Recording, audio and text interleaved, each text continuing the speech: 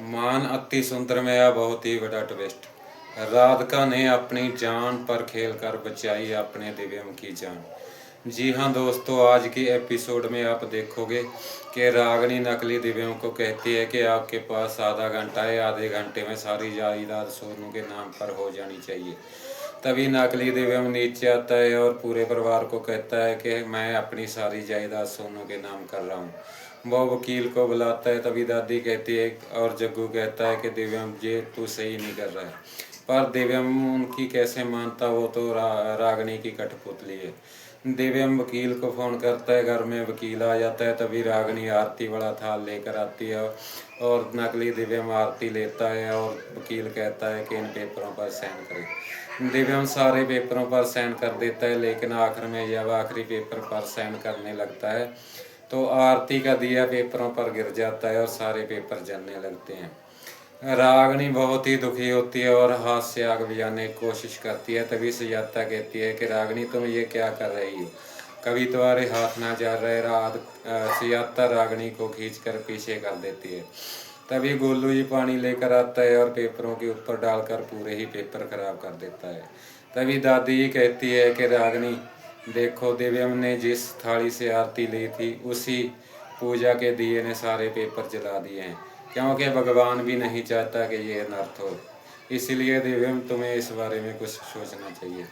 तभी दिव्यम ऊपर चला जाता है और रागिनी उसके पीछे चली जाती है।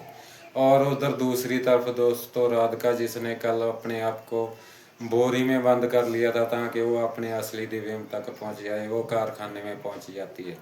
कारखाने में पहुंच के वो देखती है चारों तरफ, पर उसको कुछ भी दिखाई नहीं देता। वो भगवान से प्रार्थना करती है कि भोलेनाथ जी जल्द से जल्द हमारे दिव्यम जी तक पहुंचने का कोई ना कोई रास्ता दिखाओ। तभी राधिका को एक आवाज़ सुनाई देती है जो दिव्यम की होती है। जब राधिका आंखें खोल के देखती है, उसको चारों पास से कुछ भी नहीं नजर आता। दिव्यम अंदर जंजीरों से बांधा हुआ राधिका राधिका चला रहा होता है। कहता है कि राधिका मैं जहाँ हूँ, राधिका मैं जहाँ हूँ, पर राधिका को कुछ भी दिखाई नहीं देता। वो सोचती है कि हमारे पास आवाज़ तो आ रही है, पर दिव्यम जी दिखाई क्यों नहीं दे रहे। तभी राधिका को एक खिड़की दिखाई देती है जिसपे बाहर कड़ा शीशा लगा हुआ होता है। बाहर से कुछ नहीं दिख रहा होता, लेकिन जो अंदर दिव्यम बंधा हुआ वो राधिका को देख रहा होता है। तभी दिव्यम कहता है कि राधिका अपने दिल की आवाज़ सुनो, तभी हमारी आवाज़ आप तक पहुंचेगी। तभी दिव्यम भी भगवान से प्रार्थना करता है कि हे भगवान, हमारी राधिका तक हमारी आवाज़ पहुंचा दो। तभी राधिका खिड़की के पास पहुंचकर भगवान से प्रार्थना करती है कि हे भगवान जी, हमारे दिव्यम जी की आवाज़ नहीं सुन रही, ना ही हमारे दिव्यम जी कहीं देख रहे हैं, तो कोई ना कोई रास्ता तो हमें दिखाओ। उधर घर में जब रागिनी को पता लगता है कि राधिका घर में नहीं है और कोई ना कोई तो वो प्लान जरूर बना रही होगी, तभी रागिनी अपने गुंडों को फ़ोन करती है और कहती है कि तुम कहाँ हो। गुंडे कहते हैं कि रागिनी हम तो चाय पी रहे हैं। तभी रागिनी गुंडों पर बहुत ही गुस्सा होती है और कहती है कि मैंने आपको जब स्पेशली कहा था कि दिव्यम को अकेला मत छोड़ना, तो तुम्हारी हिम्मत कहाँ कैसे हुई बाहर आने की।